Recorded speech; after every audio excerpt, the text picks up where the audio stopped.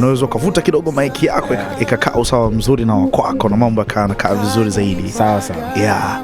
Hivi hii nyimbo ya Mwanakondoo, tunaamini nyimbo nyingi mara nyingi waga zinakuwa na backup, yani kitu ambacho kinasababisha unaandika. Ilikuwaje Big Brother? Yaani nadhani msukumo wake ni huo jinsi wimbo unavyosema. Okay. Tulikuwa katika hali fulani ya kutafakari kwa habari ya kazi ya msalaba. Okay. Ifanye Yesu. Ikanijia nikaandika. Ukaandika. Nakumbuka nilikuwa chumbani tu nimekaa napiga kinanda. Kwa hiyo napiga kinanda, hayo maneno ni ya Biblia. Okay. Basi nikaimba. Mara nyingi huwa nikiandika wimbo lazima ni urekodi kwa sababu baada ya muda nitasahau napata idea nyingi.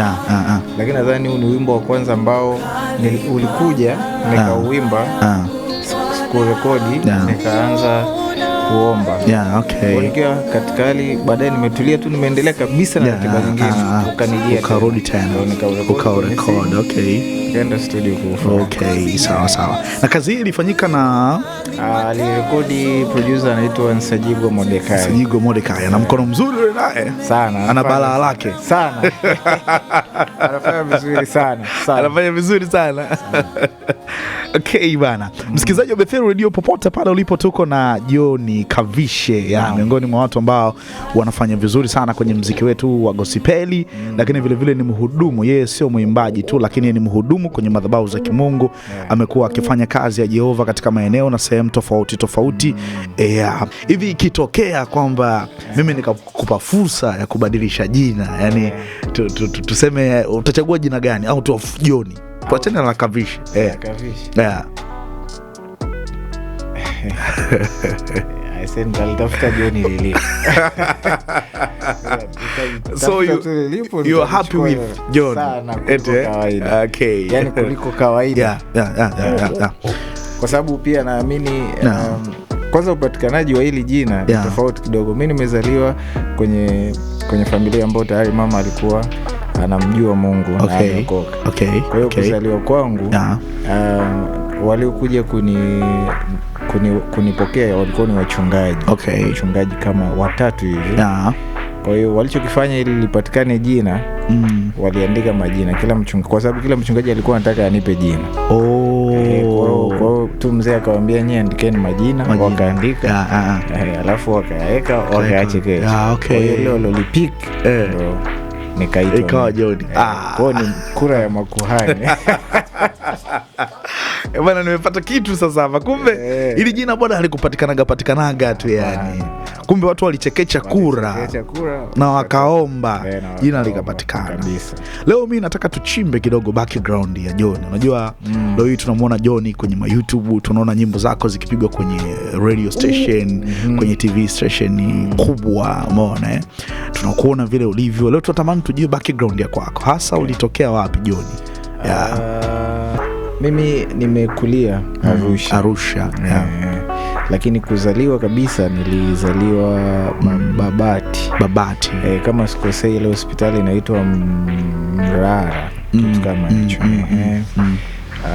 Wazazi wangu walitoka Moshi kwa sababu mimi ni Mchaga. Walitoka Moshi, baba ni Mchaga na mama ni Mchaga. Kwa walitoka Moshi kwa sababu ya kazi, mzee akashift kwenda Babati. Kwa mimi ndio nilipatikana wakati wa Babati. So nikiwa na miaka kama 4 hivi, kama sio 3. Ndio tulishift sasa kwenda Arusha. Kwa nimekulia pale, nimesoma primary pale. Primary umesoma shule gani pale Arusha? Nimesoma shule moja inaitwa Levolos. Ni shule ya msingi ya serikali. Levolos. Baadaye nikasoma O-level nimesoma shule 2. Nilisoma shule ya kwanza ilikuwa inaitwa LRI. Baadaye nikashift nikiwa mwaka wa form 2. Nikaenda nikahamia shule inaitwa Arusha Day. Ndipo nilipomaliza O-level. Piga O-level pale. Advance? Sijasoma advance. Baada ya form 4 mimi nikaanza VET hivyo. Vio. Kwa hiyo nilienda chuo moja kwa moja baada. Mimi ni mmoja kati ya watu ambao sijai kufanikiwa kuweza kukaa boarding. Na sio tu kufanikiwa kuweza, kutaka kukaa boarding. Kwa hiyo kama kuna kitu nilikuwa sikitamani sana ni kusoma. Lakini pia nilikuwa sitaki system yangu ya shule ipite kwenye vitu fulani. Na mimi naelewa kabisa. Kakangu mimi amesoma. Amesoma elevo shule moja inaitwa Lia Mungu. Kwa alikuwa akija nyumbani akinipa stories za advance. Naona mimi hapa mambo magumu. Ngoja tu nitafute njia yangu. Hivyo nakumbuka siku nilipomaliza form 4 ilikuja kwa force sana kwenye familia, inabidi niende. Wakanipeleka shule moja Mbulu ni seminari huko. Niende nianze masomo. Nikakaa bodi. Na kumbuka jinsi ambavyo nilikuwa sipendi. Nilikaa siku ya kwanza, siku ya pili, ya tatu walinikuta nyumbani. Na kila kitu matranka, kila kitu. Naambia mimi siwezi. Kwa hiyo baadaye tu nikashift, nikaanza mchakato hapo. Nimesoma Mount Meru University. Nikasoma tawi la UDSM Arusha. Later on nikashift sasa ndo kuja Dar es Salaam. No CBE. Kumbe ulianza CBE brother. CBE. Kwa hiyo still niko hapo. Unapambania shule. Next year Mungu atafanikisha. Kumbe jioni bado uko school. Kabisa. Kabisa. Unajua maisha ya shule na huduma. Ni vile ambavyo mtu anachagua. Kwangu mimi imekuwa huduma imekuwa na priority kubwa sana. Kwa kuna wakati nimekuwa nikipostpone, ama nikivusha. Sababu ya ratiba fulani ambazo uko nazo. Sawa. Hiyo imekaa vizuri zaidi. Na recently sasa hivi unasomea kozi gani? Nafanya marketing. Mimi nadhani yani vitu ambavyo nilikuwa navitaka nadhani kama Paulo sijawahi kufanikiwa kuvipata. Kabisa sijawahi kufanikiwa kuvipata. Ulikuwa na dream gani hasa maisha? Nakumbuka wakati nasoma O-level. Kwanza nilikuwa Arusha, walikuwa wananiita engineer toka niko mdogo. Kwa walikuwa wananiita engineer. Kila mtu alikuwa amenisave kanisani ni engineer, shuleni wananiita engineer. Na kwa nini walikuwa wanakuita engineer? Yani ilikuwa ni maono yangu. Nilikuwa natamani sana nifanye mining. Na kipindi hicho tu Arusha ni mji wa wenye rasilimali nyingi. Moja wapo ni madini, kwa sababu ukisogea tu pembeni kidogo kuna Tanzanite kule na nini. Kwa hiyo nimekuwa nikiona asilimia kubwa ya watu ambao wamefanikiwa Arusha ni wanajihusisha na vitu gani. Sawa. Kwa nami sasa, kwa sababu nilikuwa ninapiga picha mbele, nikaona sehemu nzuri, sikuwahi kujua kama nitaama Arusha. Kwa nikaona tu sehemu nzuri ambayo naweza nikainvest ni kwenye haya masuala ya madini. Na sasa mimi siwezi kuzama, kwa hiyo ngoja ni advance nisome. Kwa hiyo nikawa na hayo maono tokea niko mdogo. Kwa hiyo nilikuwa naisema mpaka ikawaingia watu. Kwa hiyo wakawa naisema. Lakini kwa kadiri nilivyokuwa naendelea, siwezi kukimbia utumishi ambao Mungu ameweka ndani yako. Sasa nadhani kile ambacho Mungu alikuwa amewekeza kikawa kina nishape. Inawezekana ndani nilikuwa sikubali kimfumo, ila lakini mambo yanayoendelea yananishape kutoka kwenye mstari fulani. Basi baadaye tu ndo nikaanza kuona vitu. Kwa hiyo haikuwaka out ile. Na especially ni kwa sababu ya credit ambazo nilizipata, ikawa ni ngumu kufanya hivyo. Kwa later on nikaanza struggle. Yani nimesoma certificate, nimesoma za vitu vingi sana. Yani mpaka nimekuja kujipata sasa ngoja nifanye marketing. Nimeshapita yani kwenye hapo katikati, yani nimepita vitu vingi sana. Mpaka baadaye nikaja kujua hii naweza nikaifanya sana. Basi ndo nikastick kwenye marketing mpaka sasa uko kwenye marketing. Usikuto marketing umeenda kwa sababu ya kabila lenu. Unajua kabila lenu ni watu wa business. Wachaga ni watu wa biashara sana.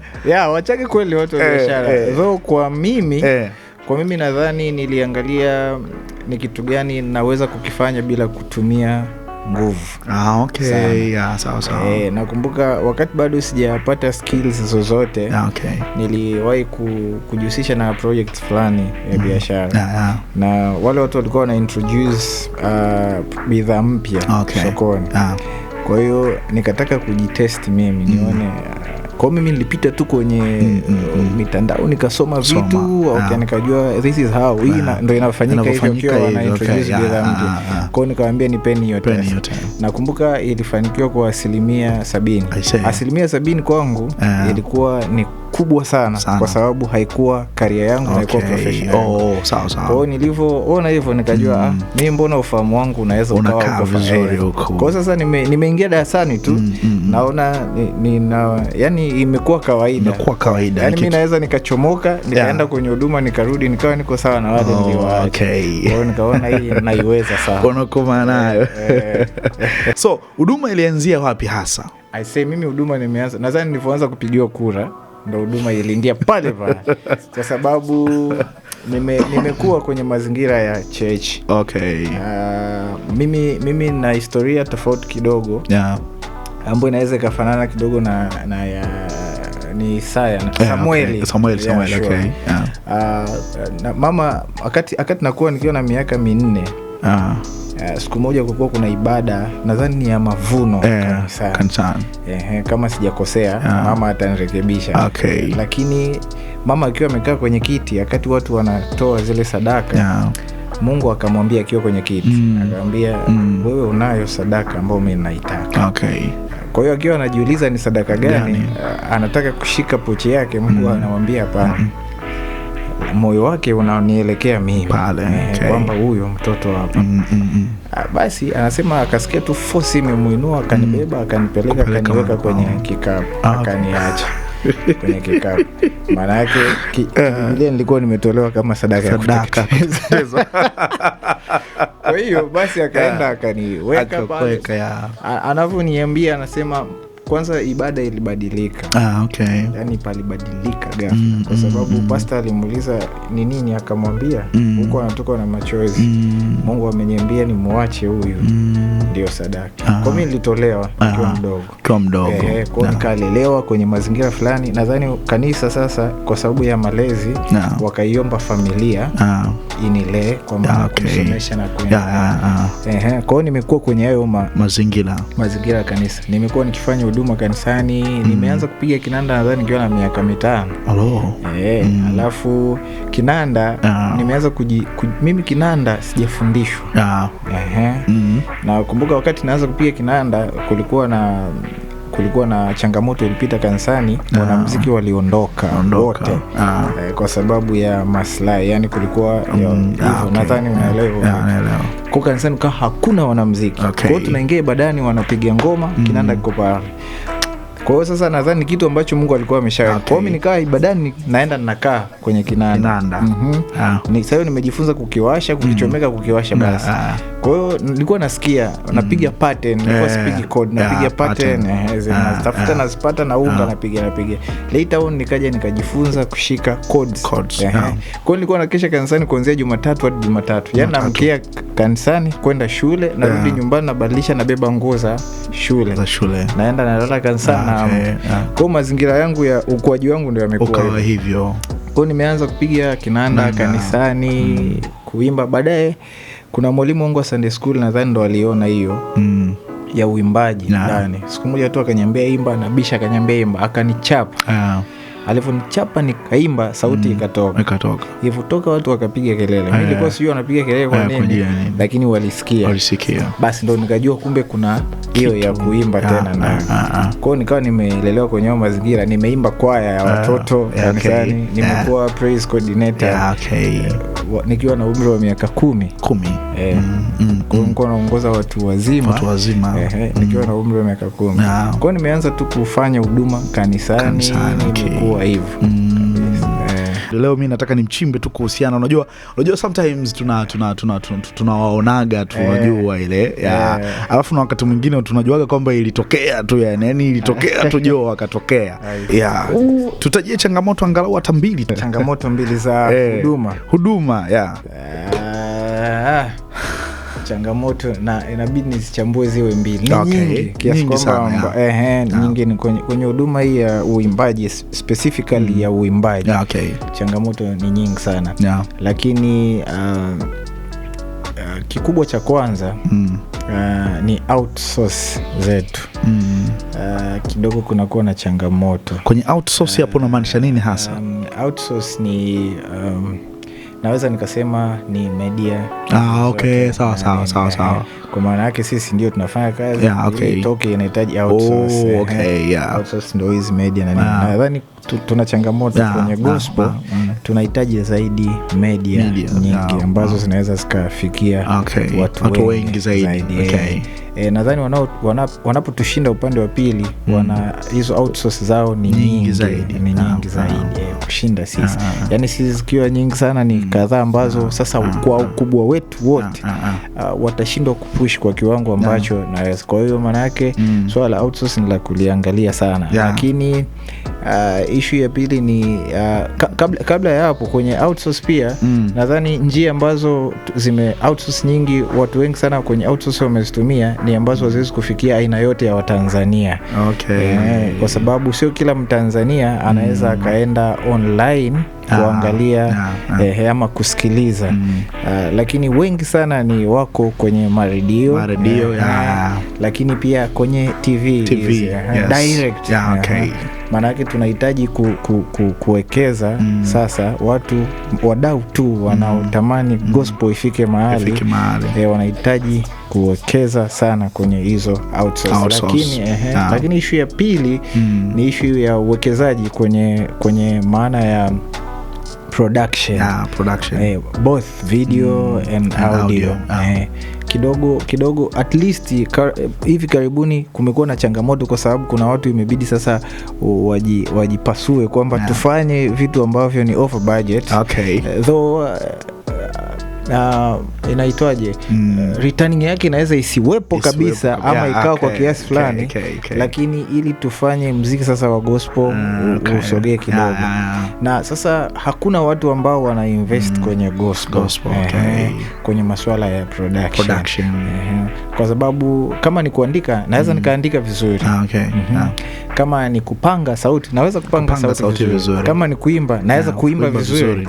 Vipi sasa nikishaandika nikaimba, hiyo production itatoka kwa kiwango ambacho kinatakiwa. Kwa sisi kwa waimbaji tunakuwa tuna invest na talents ziko. Lakini system ambayo inaweza ikafanya hizo talents zikawakilishwa vizuri kwa kiwango ambacho kinachohitajika cha dunia nzima. Kidogo inakuwa ni changamoto. Lakini pia niongezee hapo nadhani kumekuwa na changamoto kwamba Tanzania mtu yoyote anaweza kufanya kila kitu. Kwa hiyo unaweza kukuta sio mwimbaji lakini ameenda kuimba. Kwa hiyo unachokipata pale kinakuwa sio chenyewe. Na hiyo ni changamoto sana. Sasa ambayo inatakiwa itibiwe na sisi wenyewe, lakini na watu wa production, kwa maana ya producers watusaidie. Isiyo tu kwa sababu wanataka pesa kila mtu afanye kazi. Nadhani tunahitaji kuambia watu ukweli kwamba wewe hii kuimba hapana, wewe fanya hichi ama wewe fanya hichi. Itatusaidia ili changamoto ya muziki wetu wa gospel upige hatua.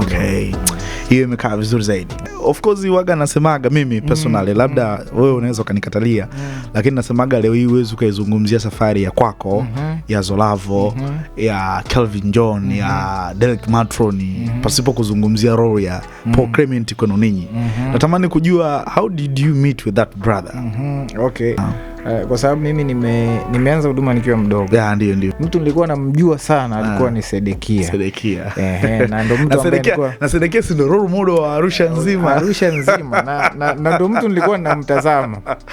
Kabisa nilikuwa nikiwaza Sedekia. Lakini mwana alikuwa anafanya vizuri sana Sedekia. Sana. Yaani unajua ukitaka kujua mtu alikuwa anafanya vizuri, angalia sio hayupo yani katika mwili damu na nyama, lakini hauwezi ukapitisha siku 7 hujasikia kazi yake. Nyimbo za Sedekia siku moja nilikuwa namsikiliza nani sijui ni Joel Lwaga sijui ni nani, akawa ananiambia ukiangalia hata kwenye zile chat za Boom Play. Sasa chat za Boom Play anayeongoza kwa sales ni yeye, ni Sedekia.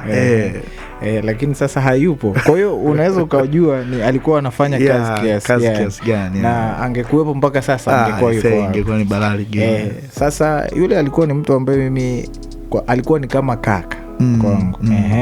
Kwa nilikuwa namtazama sana. Walikuwa wawili, yeye na Jackson Bent. Yes. Sawa. Nilikuwa nawatazama sana. Kwa hiyo nimekuwa hivyo. Nikaanzisha timu ya uimbaji nikiwa mdogo. Tulikuwa tunafanya mikesha inaitwa Zion Night kipindi hicho ya vijana. Na rafiki yangu mmoja anaitwa Rebecca, alikuwa ni mmoja kati ya watu kwenye timu yangu. Yeye ameshaifanya route za Dar sana. Akaniambia kuna kaka mmoja anaitwa Paul Clement. Huyo ni ananipa sasa sifa zake. Anakupa sifa zake. Anaimba vizuri, anampenda Mungu, alafu ni mnyenyekevu, tukimuita atakuja. Hivyo umeelewa. Kwa basi nikamwambia niunganishe naye. Nikaanza tu kuchat naye. Oya vipi fresh. Tukachati. Nikamwambia na ibada inaitwa Zion Night. Kwa hiyo natamani kualike. Akasema hamna shida mwanangu, nitumie nauli. Hivi umeelewa? Basi mimi nikatafuta nauli kipindi hicho. Na kipindi hicho hali ilikuwa sio hali kaka. Ni unapiga watu vibomu. Yaani ili ufanye ni unapiga watu vibomu kwa sababu hamna, mimi ni mwanafunzi kwa nilikuwa napiga vibomu, maana napiga vibomu watu hadi mchungaji nampiga kibomu ili nipate hela ya event. Kwa basi kima gumashi sana. Nakumbuka nilimtumia nauli tu tena sio hata ya kutolea. Hamna. Hela kula sijui alitoa wapi. Alafu amekuja sina pa kumlaza. Umeelewa? Kwa hiyo nyumbani yenyewe yani kuna namna. Kuna namna naelewa. Kwa hiyo basi amefika ndo ninafahamiana na Paul. Lakini alipokuja nilivyomuona Paul aisee mimi moyo wangu ulimpenda. Amenitangulia miaka kadhaa kwa nilikuwa namuita brother since then. Kwa hiyo moyo wangu ulimwangukia sana. Basi ndo namfahamu Paul pale. Na yeye sasa ndio anajua huyu ndo kale John anayemuongelea, Dani anayeniambia. Sasa nilikuwa sijaimo experience Paul. Kwa mara ya kwanza mimi na experience Paul akiwa madhabahu. Asa niliona kitu ambacho sijawahi kuona. Yani anajua nimeshai kumwambia. Naweza nikawa sijawahi kuongea, ila kwa mara ya kwanza niliona kitu ambacho sijawahi kuona kwenye habari ya mtu akiwa na hudumu kwa njia ya uimbaji. Nakumbuka hiyo siku aliimba tenzi. Aliimba tu tenzi. Ila ile siku hakuna mtu ambaye alikuwa amekaa kwenye kiti au ambaye amesimama. Watu wote walikuwa chini. Sasa mimi ndo nilikuwa nimesimama kwa sababu nilikuwa namshangaa. Na nakumbuka hata hiyo event amekuja amesimama madhabahuni, nilimpa sweta la kuvaa langu jekundu ndo alilivaa. Kwa hiyo amemaliza pale kuhudumu. Amemaliza tu kuhudumu, akaenda kwenye kiti akaanguka akalala. Akaanza kuomba. Yaani amemaliza kuomba anasikia mimi ndo ninapanda madhabahu. Kwa mimi naendelea na ibada ila na observe Paulo. Jamani yani nilikutana naye ni wa ajabu. Kipindi hicho anaomba mpaka sasa. Ila kipindi hicho Paulo alikuwa anaomba hadi anaweza kukukera. Yaani unajua kila saa anaomba. Kwa hiyo ndo nikamfahamu Popa. Basi tukakuwa. Ila zile punches zimepungua kidogo. Sasa zani. Siishnae. Kuna namna tunaona nguvu iko vile inaendelea kuongezeka. Kwa hiyo naamini una-invest kwenye maombi. Ila yule ndio nikamfahamu Po. Basi tukaanza ushikaji. Ikawa sio tena niliounganishwa na yule Rebecca. Ikawa sasa ni mimi na Paul. So we became friends kabisa. Yani kutokea hapo na nadhani anaweza aka confirm mimi ndo mtu wa kwanza kumuita Paul Arusha. Manake ndo ulifungua milango ya Paul kuja. Sina hakika kama nilifungua ila ndo mtu wa Hey brother. Una uhakika? Swala kwamba ulifungua milango una uhakika nalo. Na mimi unajua kuna wakati tunajiposition mahali ambako hatustahili. Naamini ni Mungu. Unajua kilichonifanya nimuite ni huduma yake. Ni kweli. Sio yangu. Ni kweli. Kile alichonacho ndio kilinifanya nikasema Po aje. Njoo. Maana yake yeye alifungua milango. Mimi nilichokifanya ni kumuita. Alivyohudumu. Yeye ndo alifungua milango. Mungu akaanza kuitwa Chuga. akaanza kuitwa Arusha. Sasa that's not a big case. Baada hapa ndo tukaanza mahusiano ya kirafiki kabisa. Kwa hiyo nakumbuka mara ya pili kama so alirudi tena ni mimi nilikuja na timu Dar es Salaam. Alituita sasa kwenye event ya kwake. Alikuwa anafanya live recording yake ya kwanza. Sasa mimi nimekuja, nakumbuka huduma hizi. Nakumbuka tumefika, niko na timu ya watu kama 15. Paulo alikuwa anakaa kwenye chumba kimoja Sinza. Hana mahali pa kutufikishia sisi. Na sasa kwa sababu tumekuja kwa nauli zetu. Nakumbuka fadhila aliyoifanya kaka, alikuja nimemtumia tu nauli. Alikuwa anakaa anachukula, mimi ndo anakula. Kuna siku sina hela ya kula, ndo naandaa event, tunakaa wote tunapiga story. Nakumbuka kuna saa tunaenda poa, wanapenda mpira sana na mimi. Tunaenda uwanjani tunapiga mpira, muda wa mazoezi tunaenda. Kwa hiyo ile fadhila iliniingia moyoni. Kwa hiyo tukasafiri na watu 15 kwa vibomu hivyo nilipiga vibomu nyumbani nini na kuja na watu sijui narudi nao Arusha.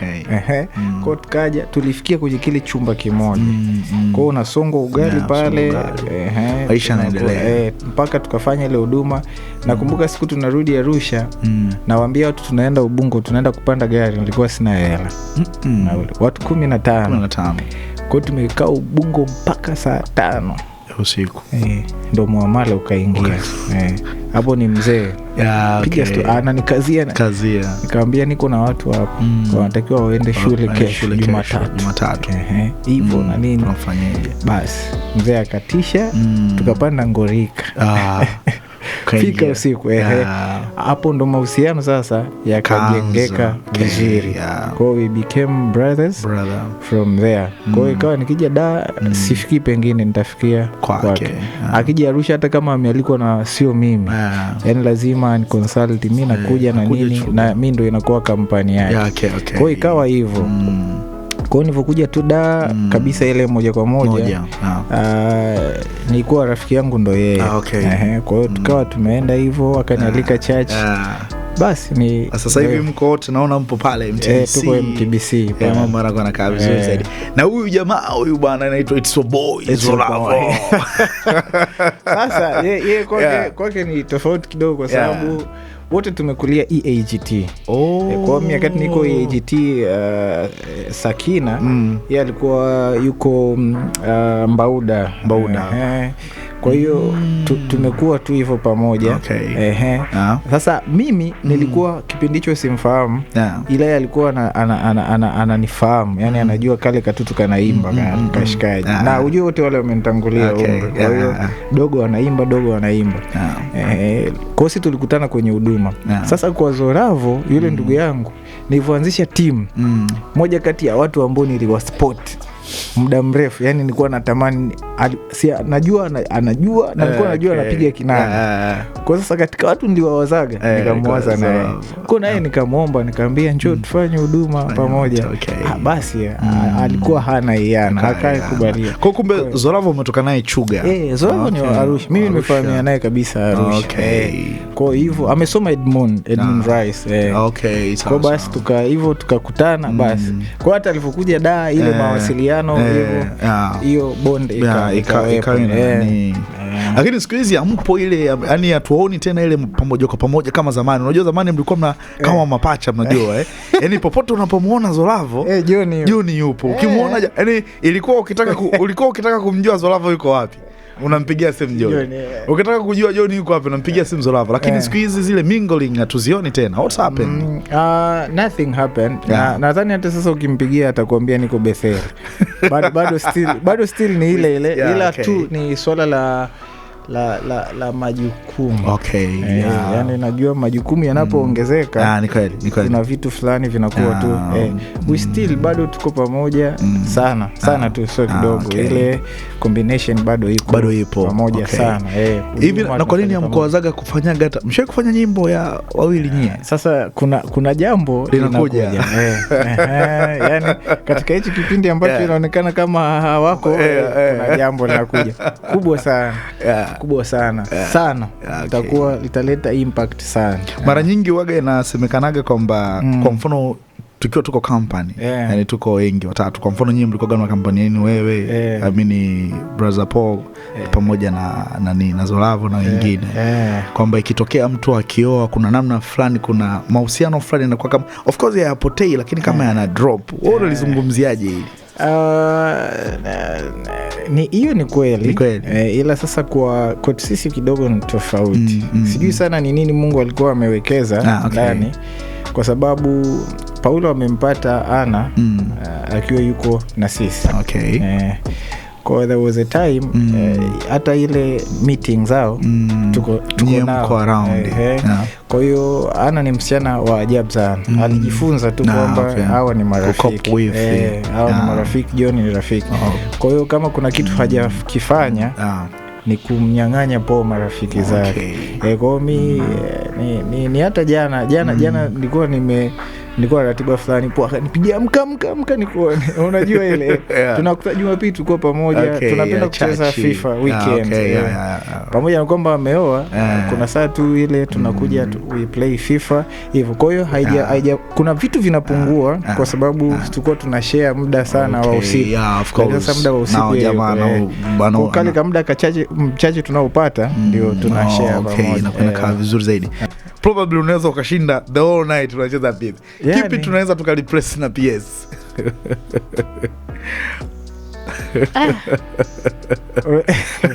Unajua kila mtu ana kitu ambacho nadhani na mimi moja kati ya kitu ambacho mke wangu nitakayemuoa inabidi tu tutaingia hapo, tukishatoka hapo kwenye mke wako utakayemuoa.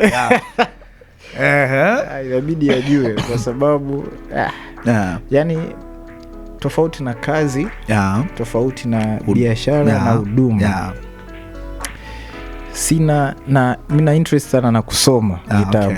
Tofauti na hivyo mimi sio mtu mimi napenda mpira. Yani mimi ni shabiki wa mpira. Timu gani? Tanzania mimi nashabikia Simba. Mabingwa. Una akili nyingi sana brother. Lakini Uingereza this is Simba. Umeelewa? Lakini Uingereza ndio hiyo nashabikia timu fulani ambayo tuko kwenye kampito, Manchester United. Mpo kwenye kipindi cha mpito. Tunachuchumilia. Sawa. Kwa mimi napenda mpira. Kwa hiyo sasa ikaja hadi kwenye game. Sasa, FIFA. Kwa mimi muda wangu yani ile funny moment ni utanikuta nacheza PlayStation na washikaji yani kabisa. Kwa sababu sasa kwenye vitu vingine huwezi nikuta kabisa. Sawa. Hivi unajisikiaje pale ambapo unamtumia mtu message alafu unajua kabisa kwamba kaisoma alafu haja kujibu, yani umenitumia mimi message how do you feel? Yani kwamba nimekutumia message whether ni kwenye DM, Instagram au WhatsApp imebrutiki. Na siku hizi mlivyokuwa wajanja, zile sijui mmefanya nini mimi sielewi. Azionekane zile tiki za brutiki zile, azionekane. Yani inaonekana tu zile za kawaida. Lakini kule kwenye DM kuna kitu kinaitwa scene. Yani unaona kabisa kwamba huyu jamaa mbona hii message kaisoma. How do you feel? Kwangu mimi unapotext mtu ni unatarajia ajibu. Sio tu aone, unatarajia ajibu kweli. Kwa hiyo kuna feeling tu unaweza ukawa nayo, ila mimi nimejifunza kuelewa. Kwa maana hii hapa either hana jibu ama ameona ila yuko busy. Atajibu baadaye. Asipojibu baadaye ili swala lazima likawa lina uzito kwake. Kwa hiyo kwenye hao manne yanaweza na kuwa moyo wangu uko salama. Hizi sio dalili kama za kulinga fulani brother, kwa sababu sometimes yani ni kama tu wana Kavishe, mambo ni aje, issues zikoje, umeona, and just salamu wote, hata ukinitumia hata ile K tu bwana mzuka, afu unaona mzee mwana kakublutiki. Tuachane na hiyo. How do you feel unapokuwa unamtagi mtu kwenye posti? Yani like wala comment mzee. na umemrudia pale kama mara 4 hivi. Yani sijui sana. Nadhani mimi nilichaguaga kujiweka kwenye safe side. Okay. Ili nisisumbue ufahamu. Okay. Kwa mantiki hapa nitakutag nikiwa nina maana. Lakini either ujibu ama usipojibu, matarajio yangu ni mwisho wake ni kukutag wewe. Okay. Kwa hiyo ukijibu itakuwa ni ziada. Okay. Kwa sasa kwangu mimi ilibidi nijiweke hivyo, ujiweke hapo. Which so kila mtu anaweza kujiweka. Ni kweli. Kwa sababu kinachotuumiza wengi ni matarajio. That's true. Matarajio huwa yanatuumiza watu wengi sana. Kwa unaweza ukajiuliza, unaweza ukaona mwenzako hafai kwa sababu haja comment tu, haja like. Mimi huaga inanisumbuaga sometimes, lakini nafikiri itabidi nifanye management ya matarajio kwangu. Which bwana inatakiwa tu tunajibu. Eti kwa sababu mtu mpaka anakutag anakumention. Inabidi tu ujibu. Na mimi nitajifunza kwa sababu mimi ni moja kati ya watu. Mungu anirehemu. Mimi nafikiri Mungu akupe hiyo neema. Nashukuru umejitaja wewe mwenyewe. Inabidi of course mimi nimeona kumekuwa kuna hilo wimbi kwa sababu kuna watu ambao Mungu ameshawapatia hali platform, umeenda mbele zaidi. Kwa hiyo na hawa wengine ambao wako nyuma wana expect support from kwenu nyinyi. Kwa hiyo mimi nafikiri vitu kama hivyo viweze kufanyika. Turudi kwenye hiki. Umesema hapa mke wako ambaye utakuja kumooa inatakiwa ajue kwamba wewe unapenda FIFA, PlayStation na kucheza kama hivyo. Hapo tunazungumzia mke, maana yake ni mwezi wa 6 au wa 7 tunafanya harakati. Sio mwezi wa 6. Sio mwezi wa 6 wala wa 7. Sijui itakuwa mwezi gani. Lakini mimi ninachoamini ni as soon as possible. It's going to be. Not possible. As soon as it's going to be. Hapana bwana, mbona kama sitarajii kama kuna kitu sitarajii kuchelewa ni masuala ya ndoa. Kwa hiyo mimi nina mikakati yangu ambayo nimejiwekea personal, nikisha accomplish mimi ndoa ni kitu ambacho sitachelewa. Kwa sababu ya vitu mahali ambapo natamani kufika. Kwa hiyo nani mjoli wa bwana mwanamwali yupo tayari kabisa. Ongeza sauti kidogo. John jamani anasema uko occupied big brother. Yupo, alishaumbwa na Mungu, yupo mahali. Ama unamaanisha manake sasa mna contact na vitu vingine kama vile yani kwa maana kwamba official sasa yupo na probably anakusikiliza sasa hivi. Yupo. Yupo kinyonge sana yani yupo. Hiyo yupo tuiweke ikae tu sawa. Yupo. Umezungumza kitu kizuri zaidi. Umezungumza habari ya kwamba kwenye eneo ambalo unatamani kwenda ni vizuri zaidi kuwa na ndoa. Unafikiri mtu akiwa yuko ndani ya ndoa nini hasa kinamsaidia hasa kwenye huduma zetu hizi na vision ambayo mtu yuko nayo? Kikubwa cha kwanza, Biblia inasema apataye mke apata kitu chema. Alafu acha tu na kitu chema, apata kibali kutoka kwa Bwana. Nimeshakaa na marafiki zangu ambao wameingia. Kuna vitu ndugu yangu vinafunguka ukiwa umeshaingia. Hilo swala la pata kibali kutoka kwa Bwana. Kutoka kwa Bwana. Sio unapata kibali kwa Bwana, sio yeye, yani sio wewe unapata kibali kwake. Ila kuna vibali anaviachilia kwako kwa sababu ya mambo mengi sana. Sasa hiyo ni moja ya faida kubwa sana. Lakini faida nyingine ni kwamba mwanzo Mungu alimfanya mtu alikuwa ni mtu mume mtu mke, akamfanya akamuita Adam. Baadaye Adam akiwa amelala akamchomoa, akawapa majukumu. Sawa. Alafu baadaye akaja akawaunganisha wakawa kitu kimoja. Kwa hiyo kuna asilimia ya utendaji kazi ama nguvu kazi inaongezeka spiritually na kimwili kikawaida. Kuna vitu usingeweza kuvi-accomplish peke yako. Kuna vitu usingeweza kuvifanya viwe halisi peke yako. Lakini akili ya mwanamke ni kimungu kabisa. Akili ya mwanamke kwa mwanaume ile ni kimungu kabisa. Alafu unajua kimsingi msaidizi anakuwa na package kubwa kuliko anayesaidiwa. Kabisa. Kwa sababu unakuwa umebeba vitu vingi vinakulemea. Yule msaidizi ujue ana cha kwake, lakini ana eneo ambalo anaweza kukusaidia wewe. Kwa hiyo faida ni nyingi. Siwezi kuongelea sana. Kama ndio inatokea ni zile Grammy Awards za kule Marekani kule, unaambia bwana je, tuchagulie mmoja aende akatupresent kule Marekani. Unafikiri nani anaweza kaenda kutupresent? Mimi ninajua unayemwaza. Tutajie bwana, taja tu bwana. Ni ngumu sana. Sasa labda niseme hivi, nitumie statistics. Kwa sababu nikisema mimi sitataja mmoja. Nitashindwa kabisa. Yaani kabisa tutaishia kushindwa. Lakini nitumie statistics za kazi. Ambaye amefanya kazi nyingi zilizosogea recently, zilizosogea. Kwa statistics tutamhitaji Bella. Kwa statistics tutamtaka Bella. Bella aliwahi kuja hapa akatuambia miongoni mwa watu ambao wana umri mdogo lakini hekima nyingi sana, alikutaja wewe.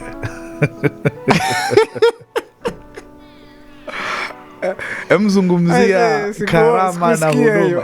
Aliwahi kuja hapa akasema kabisa, akasema miongoni mwa watu ambao nimewahi kukutana nao umri ni mdogo lakini wana hekima nyingi sana. Alitaja jina la John Kavishe. Nakumbuka hayo maneno, sitakaa ni asahau.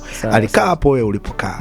Hebu na wewe tutajie strength ya Bella Kombo. Tutajie strength. Kaangalia hiko kipindi. Sawa. Dakika moja muelezee Bella Kombo kidogo. Kwa dakika moja.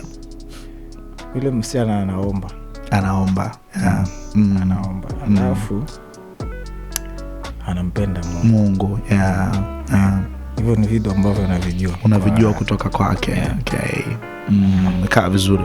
Na tukikwambia ututajie best vocalist wa kiume, sasa hapo ndo kabisa nataka taniacha.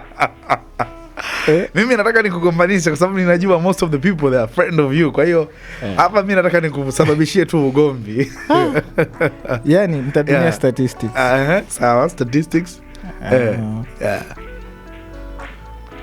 Yaani nitumie statistics. Best. Na inabidi nizitaje. I say Paul is the best. Paul anaandika. Mimi hapo nakubaliana na wewe. Paul anaandika. Paul ana kazi nyingi. Paul anaandika nyimbo anazoandika Paul sio seasonal. Ni nyimbo ambazo zina last muda mrefu. Inabidi nimuelezee hivyo ili tuelewe. Yaani ninavyomuelezea pamoja na wenzangu tutakubaliana. Umeelewa? Kwa hiyo zina last. Lakini Paul anabadilika kutokana na mazingira. Watu wengi ni ngumu sana. Genre ambayo unaiweza utakomaa pale. Paul can change akawa kitu chochote wakati wowote. Lakini Paul haandiki kitu nje ya neno na maarifa ya kimungu. Ana experience ngumu sana ya maisha yake, lakini hautaka umsikie ameandika kinachohusiana. Kwa hiyo hivyo, lakini ana nyimbo ambazo zimefanya vizuri nyingi kanisani na nje ya kanisa. Kwa sababu watu wengine wanaweza wakafanya vizuri kanisani, nje wasifanye. Na wengine wanafanya vizuri nje lakini kanisani hawana test. Lakini Paul yuko ndani. Ukiongelea amenifanya ibada, tunaiongea. Ukiongelea amenifanyia amani, ni nje. Umeelewa? Ukiongelea mwaminifu ndani, ukiongelea mwema nje. Yani unamkuta. Kwa hiyo kwangu mimi, kwa wa kiume, Paul is the best. Hapo kabla tujatoka kwenye kipengele cha Paul, hatujamaliza kabisa interview yetu. Ninakumbuka ulifanya collab naye kwenye ile nyimbo Siyeshindwa. Akaleka kipengele kako kalinoga bwana kale. Acha kabisa. Kale kipengele kale. Kale kipengele kalinogaga sana kale. Acha ise. How was it? Tupe the whole picture ilikuwaje kwaje? Kwanza ile project ya surprise mimi. Okay. Mimi sikujua kama ninafanya. Yeah. Mimi nilijua kama mwaliko, yani aliniambia utakuja utafanya. Kwa nikajua ni kama mwaliko nitaenda nitahudumu nyimbo zangu hivyo. Na kanisani mimi nilikuwa naimbaga ikifika tu usiyeshindwa ananipa wewe ndo utaongoza huyo. Kwa hiyo tu baadaye akaja akaniambia tabidi ufanye yote. Mazoezi nilifanya siku moja. Okay. Tulifanya tu siku moja. Tukaenda kwenye event. Okay. Na ile test yale maneno ni Paul mwenyewe alikuwa ameyatunga, wewe ndo ulikuwa umeyatunga? Ile wewe ile party ya mwanzo ni party ya wimbo wewe au linganisha kama. Lakini chochote kilichoendelea kule mbele ni kilifanyikia pale madhabahu. Okay. Kwa hata ile tunajibishana nilikuwa ni pale. Hatukupanga hata mazoezi ya kufanyika hiyo. Okay. Mpiga kinanda gani unamkubali mzee? Hapo Joel. Taja tu. Yule jamaa white yule anampigaga Paul. Sasa yule namkubali pia kwa sababu ya statistics. Kwa sababu wote wanafanya vizuri. Wote wanafanya vizuri. Na sasa hivi Tanzania tumebarikiwa sana. Ni kweli. Sasa yule hiyo timu yangu ya Arusha nimetoka naye. Joel. Kwa Paulo wote walimkuta.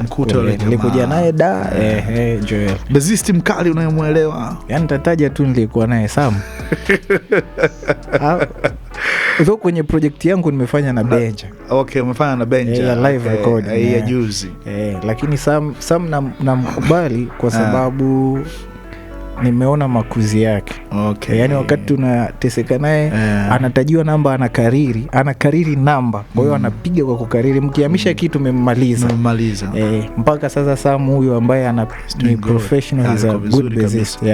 Kabisa. Hilo tunalifahamu. Na soloist unayemuelewa? Guitarist. Solo guitarist. Hapo sasa. Kwa sababu guitarist ambaye mimi namuelewa Ima Grip anafanya vizuri. Ila kukushangaa mzee usitaje Ima. Haya, na drummer boy? I say Dogo Andrew. Dogo Andrew ni yule mwembamba yule? Yule mwembamba. Okay. Mnafanya naye pale MTBC? Tunafanya naye church. Okay. Nataka tuzungumzie project yako uliyotoka kuifanya juzi kati ya live recording ya The Later Glory. Na niliona kidogo kulikuwa kuna mkanganyiko kwenye ile day mzee. Mimi nilikaa pembeni, sikutaka kwenda mahali popote kwa sababu nikasema nisije nikatengeneza. Kwa kweli ulipata picha gani hasa? Kuona kwamba mlikuwa ndani ya siku moja na mkafanya muda mmoja na matukio yakawa yanafanyika siku moja, muda mmoja. Na bado kwa mitandao tu ya kijamii inaonyesha kwako kulikuwa kuna watu na bado kule eneo lingine vivile kulikuwa kuna watu. Ile picha gani wewe uliipata? Raya Dar es Salaam ni moja. Tukitumia let's use business mind. Okay. Mahali ambapo kuna high population ni sehemu sahihi ya kuinvest kwa sababu kuna kuwa na uwanja mpana wa wateja. Okay. Kwa hiyo hata kiroho kwenye issue za huduma fan base kubwa ya wasanii wengi wa gospel iko Dar es Salaam. Yani kwa sababu ya majority. Naweza zikafanyika event tatu na zote zikajaa. Kulingana na mtu alikuwa anataka kwenda wapi. Lakini ile haikukupa kuogopa, yani kwamba some kind of fear kwamba inakuaje? Kiukweli kwenye kuogopa sikuogopa. Ila ambacho nilikuwa nacho na wasiwasi ni kwamba wasiwasi tu ule wa kawaida. Ambaye tulikuwa tumepanga na event tarehe moja ni mtu ambaye amenitangulia kihuduma. Ni kweli. Yani kanitangulia kwenye vitu vingi. Kwa hiyo kuna namna tu nilipassive. Lakini kwa sababu sikuwa na option cha kwanza na nilikuwa nishairisha event mara 3. Mara ningeirisha ilikuwa ni mara ya 4 na sina kama ningefanikiwa kuifanya tena. Kwa sababu unapokusanya watu wazima wa kusupport kwenye jambo afu na postpone zaidi ya mara 3 wanaweza kaona huko. Kwa hiyo ilibidi nikomae na ile day. Kulikuwa tuna wasiwasi kadogo lakini nilipopata confirmation ya ndani niliendelea.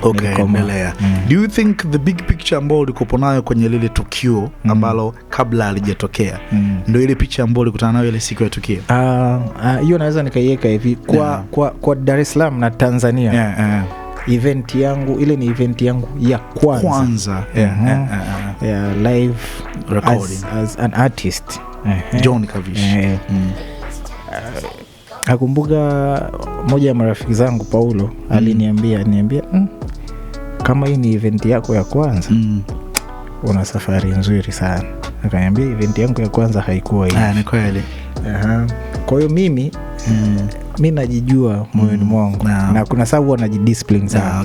Mimi ni mtu ambaye nina, sasa sijui kama ni nzuri au ni mbaya, mimi nina nia makuu sana. Ndio. That's good. Yani nina nia makuu. Kwa hiyo binafsi niliona bado kuna kitu kimemiss. Lakini kwa kilichofanyika ile ilikuwa imetosha kabisa kwa hatua yangu ya kwanza. Kwa hiyo nilifanikiwa kwa asilimia zote ambazo nilihitaji kufanikiwa, kwa sababu nilifanikiwa kurekodi video, imerekodiwa vizuri. Sikutegemea watu kujaa vile hadi kukosa eneo lakini watu walikuja. Nipata changamoto ndogo tu ya issue ya sound. Kwa hiyo tulianza event late. Tulichelewa kama masaa mawili. Kwa hiyo mimi nimeshuka madhabahuni saa 4 kasoro. Na namshukuru Mungu kuna watu waliendelea wakabaki. Session ya pili nilifanya na watu fulani tu. Ila nilifanikiwa na ilikuwa nzuri sana. Lakini mimi niliona vile vile ni upevu, yani kuna kupevuka fulani kwa muziki wa gospel sana. Japokuwa mimi mwenyewe nilikuwa kwenye mashaka sana kuona sasa hii which ni kitu ambacho sina hakika sana kama kinaweza kikawa afya. For the next time nafikiri kitu kama kile. Ni kwa sababu sikuwa na option mimi. Na naamini kwa brother naye ilikuwa ni hivyo. Na kwa sababu kila mtu unajua anakuwa na mkakati wa fulani anakuwa uko nao ndani. Kwa date click kwake, date click kwangu. Kwa sababu yote ilikuwa ni kwa ajili ya Mungu. Ikabidi tu kila mtu kwa nafasi yake. Na mimi nikipata muda wa kusema ni shauri, nadhani kwa wakati mwingine inaibidi kote, either ni kwangu ama kwa mwingine, inabidi tutazame vizuri hiyo inakuwa imekaje, kwa sababu we really need each other. Ni kweli. Kwa level tulioko hatujafika bado level ambayo tunaweza kuzigawanya nguvu zetu. That's true. Bado tunategemeana kwa kiwango cha kutosha sana. Kwa hiyo tukiweza kuishi hayo, lakini pia kujua namna ya kuheshimu waliotutangulia, lakini waliotutangulia kujua namna ya kuwainua ambao wako nyuma yao kabisa. Hizo ndio nilikuwa nazizungumzia, issue za brutiki pamoja na scene za DNA kule. Project inatoka lini hasa? I say nadhani tunachomoga na tunatabiri mwezi huu wa 4. Tutaenda ni yule, alafu tutaiachia albamu nzima kwa ujumla. Bwana, sisi tuko na mkubwa sana. Bwana, mimi nashukuru sana for your time big brother. Tumepiga story nyingi sana. Tumegundua kwamba utaoa as soon as going to be. Kwa muhimu. Tuambie bwana, tukimtaka Joe Kavishe, tuna weka kwanza hela kwenye account, afu then John anakuja. Au inakuaje? Sina hakika kama ni hivyo, ila straightforward tutafanya mazungumzo. Yani straightforward tutafanya mazungumzo. Alafu agreement yoyote tutakayoingia itafanyika kwa 100% kabla sijainua mguu. Kwa kama ninakuja free nitakuja. Kama kuna agreement zozote zitafanyika 100%. Joe Kavishe ni mtu ambaye akifika kwenye event anataka aimbe, baada ya kuimba mimi hata nikiimba mwishoni saa kufunga haina shida. Ninachoamini kama Mungu amenipa cha kupeleka mahali, utapeleka, kitafika. Yani kama watu waliondoka watarudi. Hayati Dr. John Pombe Joseph Magufuli. Na nilikuwa na miongoni kwenye, uliimba kwenye group gani vile? Kwenye ile ule wimbo wa naona kama ndoto. Naona kama ndoto. Ndivyo ulivyo. Wewe ndivyo ulivyo. Ulikuwepo pale mzee. Nakumbuka usiku huo tulitengenezwa group around saa 6. Mimi though nilienda asubuhi saa 11, ila kuna watu walienda wakakesha wakafanya.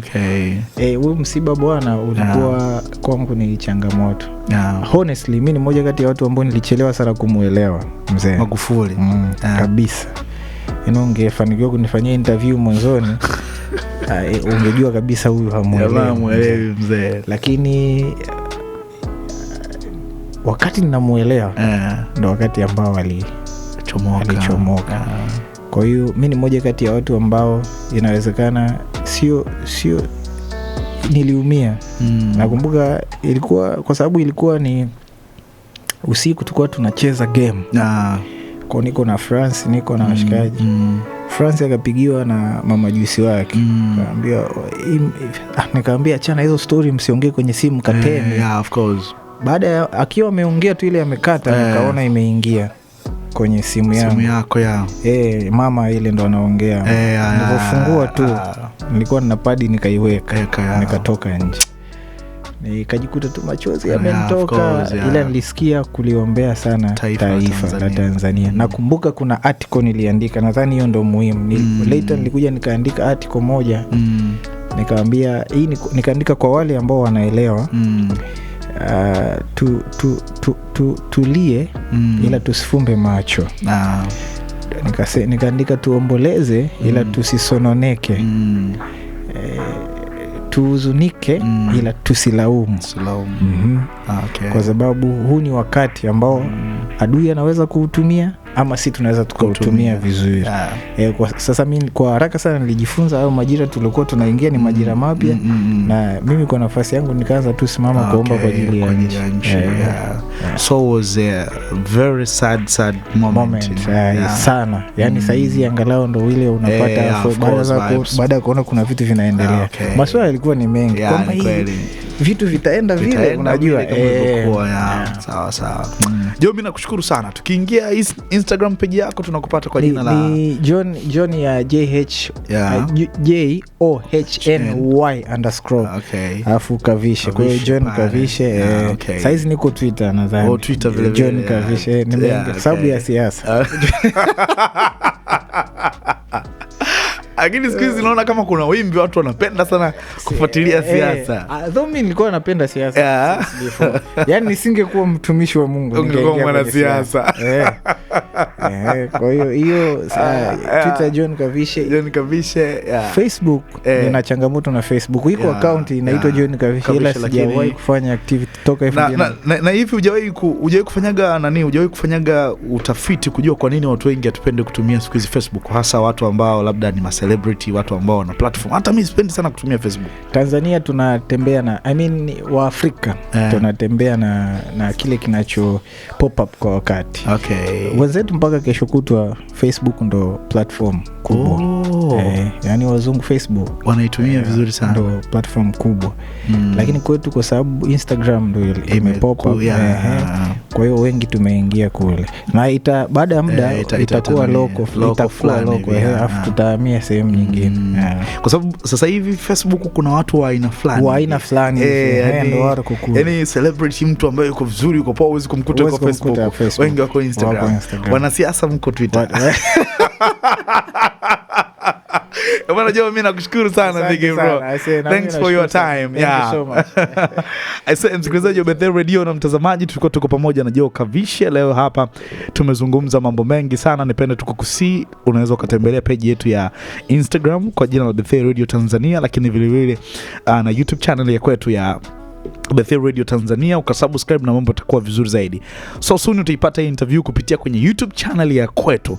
Sisi tunamshukuru sana Jo kwa ajili ya kuwa pamoja na sisi siku hii ya leo, na mimi sina mengi sana. Shukrani zangu za dhati ziwaendee watu wote ambao walihakikisha kipindi hiki kinapanda hewani na mambo yanakaa vizuri zaidi. Hapa namzungumzia Big Brother, the boss himself, Ignaciona, lakini kaka mkubwa Edward Fanuel Betheri, yeye ambaye alihusika kuhakikisha kamera inakaa vizuri na mambo yanakaa poa zaidi.